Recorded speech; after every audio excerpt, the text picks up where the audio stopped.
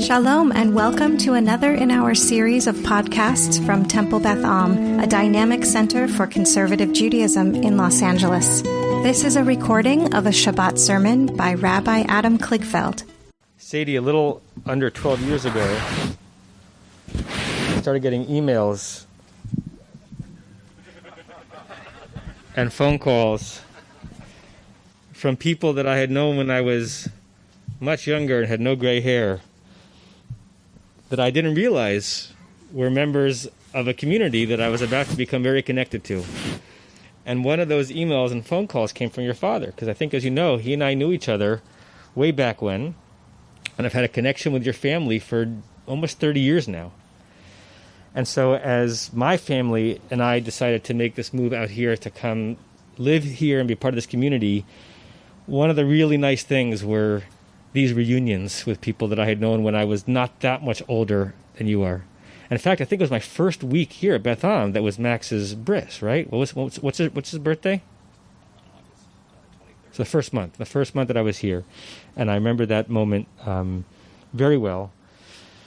And it's been a great joy to reconnect with all the parts of the Gritzman family. And when Max does become bar mitzvah, God willing, in a little bit, I think it'll be the first time in my rabbinic career that I will have officiated at a baby naming bris and then bar mitzvah for the same person, except for the child of our mutual friend Warren Mazer, but that's kind of off career, that's just personal. Which means, Sadie, that this is a really proud moment for me as a rabbi to see a young Jew like you stepping up to the bima, with so much resilience, so much flexibility, and so much mastery. And it's also a proud moment for me just as a person who loves attaching to myself friends and acquaintances and families that can be a part of my lifetime for generations. And so that overlap is very, very sweet for me. But this moment, Sadie, is not about my nostalgia. It's about you and who you are and who you're becoming.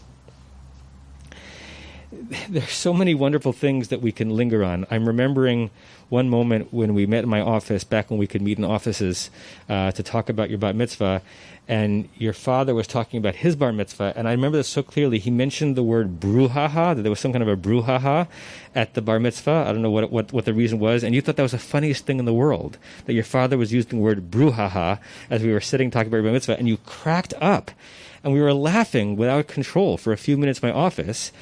And I thought that was so wonderful that as we were talking about something, big and momentous and heavy, you also had the presence of mind to just let yourself go with emotion and enjoy every part of that meeting, right? You enjoyed every part of that meeting. You, as I hope you know, not only have a youthful vitality, you have an old soul, which is a compliment. You see things in moments and see things in people that a lot of folks your age do not.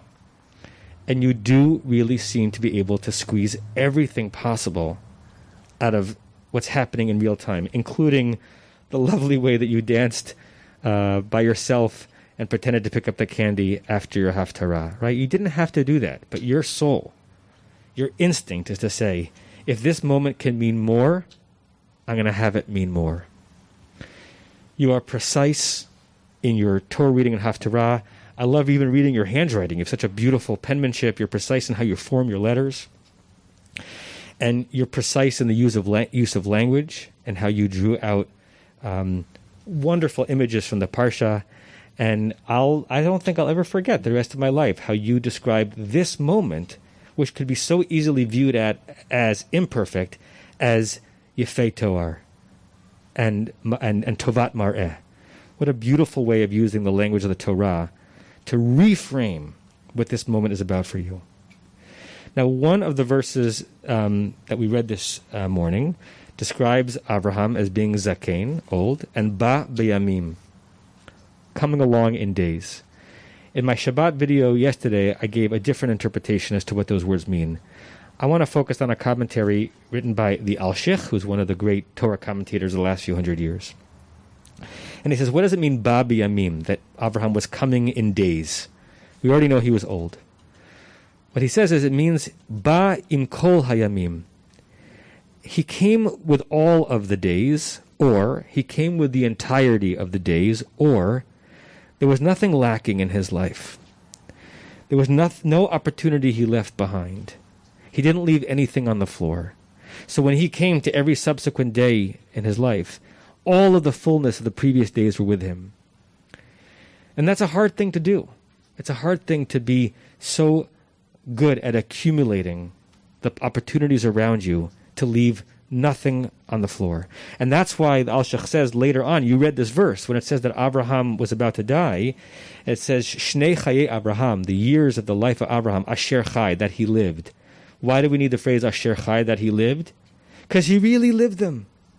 It's possible to go through life and to pass through one's days without really maximizing them. It's an Abraham-like trait, and it's a Sadie-like trait to have each day and each moment be more full, more complete than possible, even more than was present in that moment. And that's who you are at this age. Without being a prophet, I'm convinced that's whom you're going to be at every age. And you do it in such a way that the people around you feel that they're getting something more out of the moment because of your infectious smile, your intelligence, and Kishmo Kenhu, your sweet heart, Zissel Lev. Right? The Talmud says that sometimes the name says everything about who the person is, and your name does. So, Sadie, we are so proud of you. We're proud that we got to share this moment with you. We are sad for you a tiny bit that it's not as it was, but the reason why it's only a tiny bit is because you have helped us see that there's nothing lacking in this moment. There's nothing lacking in the celebration. And this will be one of the days about which we can say about you that you are Ba B'Yamim. You came into your life with all of your days and with the fullness of everything that was possible on those days, including this one. Mazel Tov, Sadie. It's been a real great joy to be working with you, getting to know you, and watch you this morning. You have been listening to another in our series of podcasts from Temple Beth Am, a dynamic center for conservative Judaism in Los Angeles. If you enjoy these podcasts, we invite you to write a review on the Apple Podcast site or wherever you get your podcasts. For more information about Temple Beth Am Los Angeles, go to tbala.org.